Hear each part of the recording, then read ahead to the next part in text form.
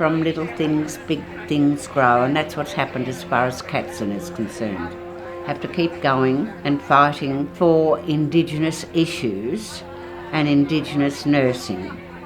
Keep your eye on the prize, and what a prize it is, it's wonderful.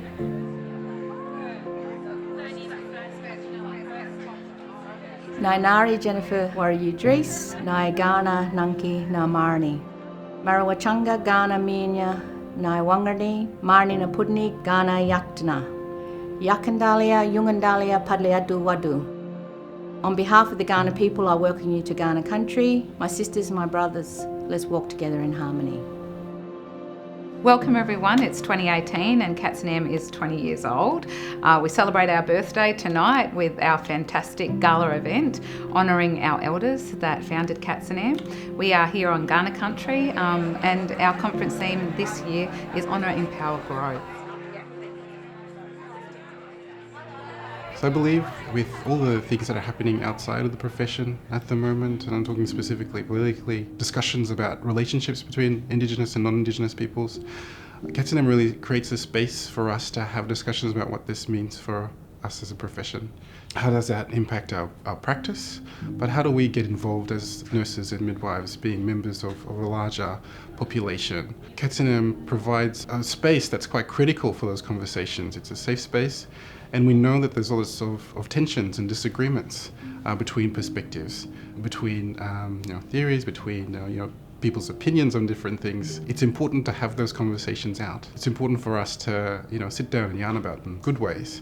CATSINaM provides that space. It's about the health disparities and also how we are the future, and I suppose with the conference's theme to honour, empower and grow, that's really, really important. And for me as a mother, I've got 4 children, so if I can, help them to grow and honour where I come from, my people, then I'm empowering not only myself, my family, but my children too. So, having Aboriginal and Torres Strait Islander people within the health services, whether it's at the hospital, at the primary health care centre, at the child health centre, whether it's in the schools or in the prisons, in the police state, it doesn't matter where. If you've got Aboriginal and Torres Strait Islander people, that system becomes safer for users of the system, for Aboriginal and Torres Strait Islander users specifically of the system.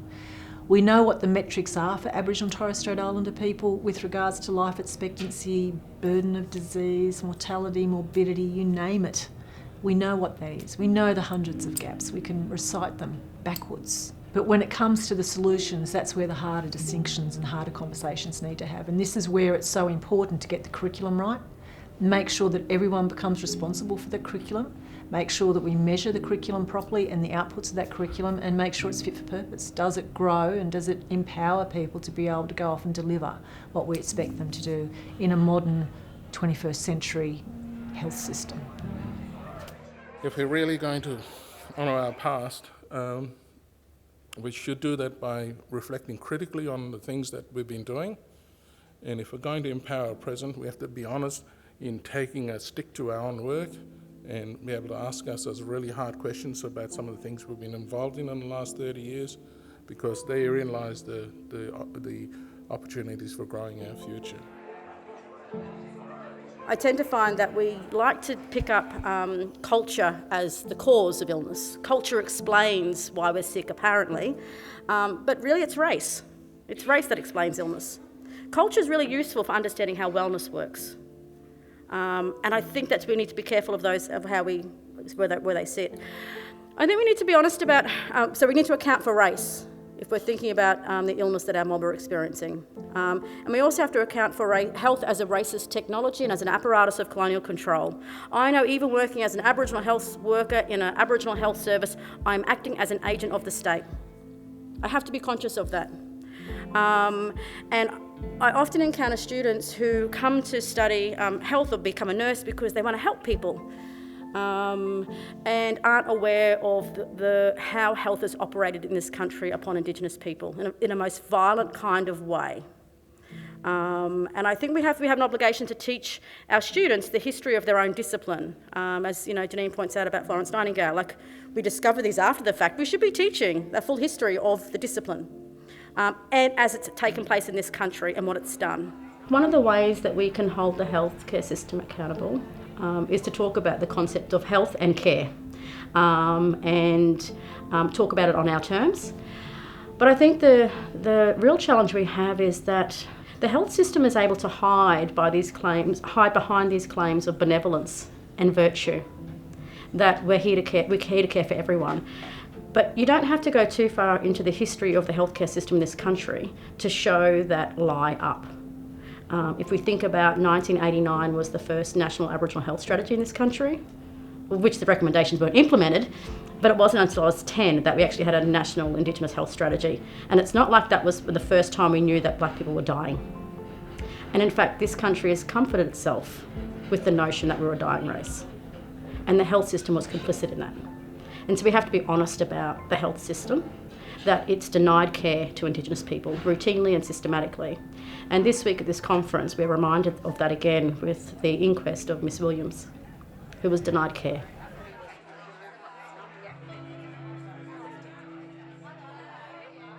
We're also starting to see, particularly over the last 10 years, the rise of cancer in our communities.